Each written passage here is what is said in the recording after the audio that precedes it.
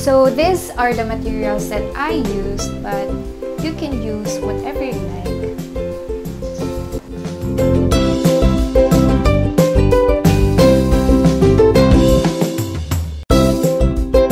So first, we will start with eye sleep mask, and we will measure the length and the width needed for it.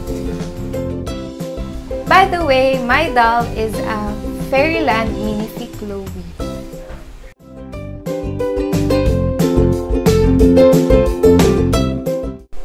Now transfer the measurement at the back of the faux leather.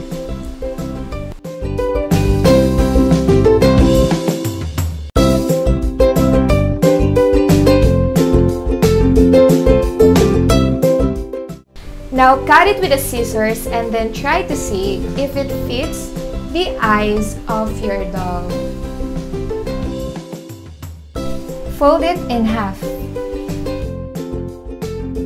Cut diagonally in the middle. Still unfold, cut the sides with a round shape.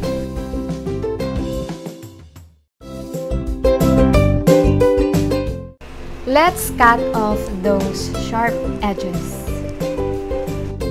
It should look like this. We will be using a large needle to create a hole.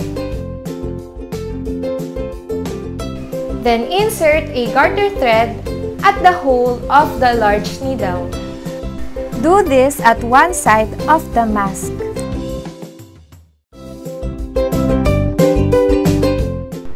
Tie a knot twice.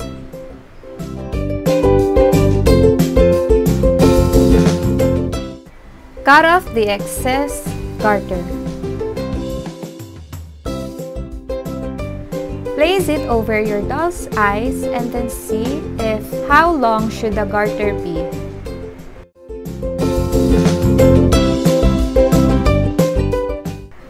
Repeat process.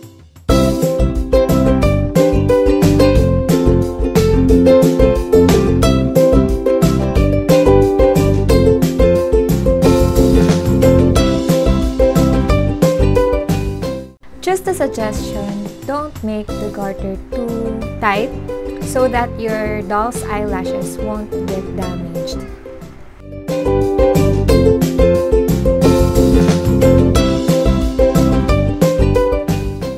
Charan!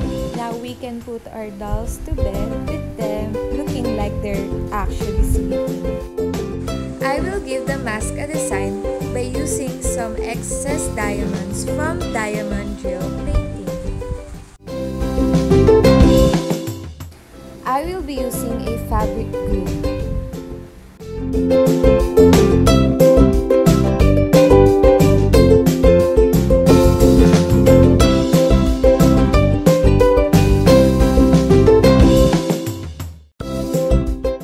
Yay! Now it's done! Now, let's proceed to the sleeve bag. I will be using the same leather for this and 8 gold chain. I don't have a precise measurement for this one.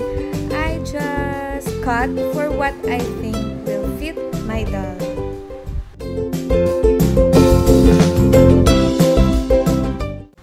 Now fold it backwards.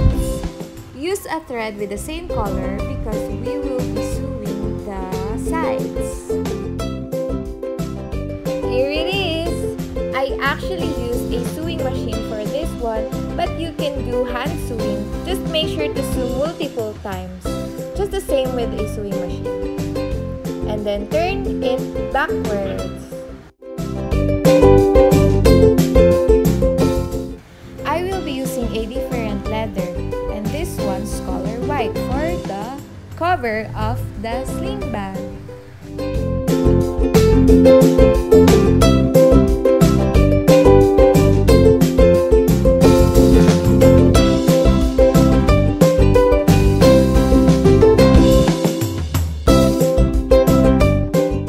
And then, we will be using a fabric glue again to attach the cover at the back of the bag. If you love doll crafts, you should definitely have a fabric glue.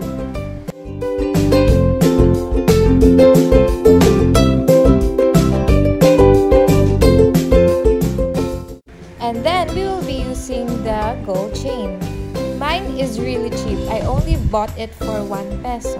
We are going to detach the end by using a pliers and then use a giant needle to create a hole at the side of the bag. And then we will insert the chain there.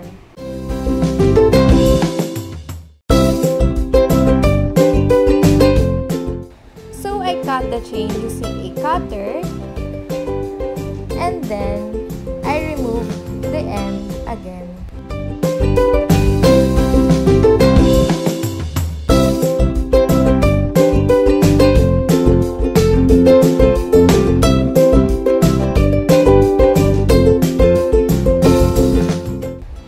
And then I inserted it at the side of the bag. Now, in order to lock the bag, we will be using a snap button. And then of course, we will be using a fabric glue to attach it. You can also use a magnet instead of a snap button.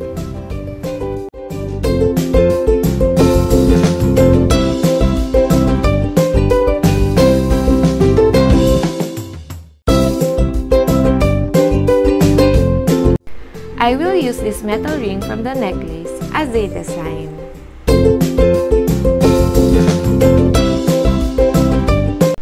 And now we have a doll sleeve.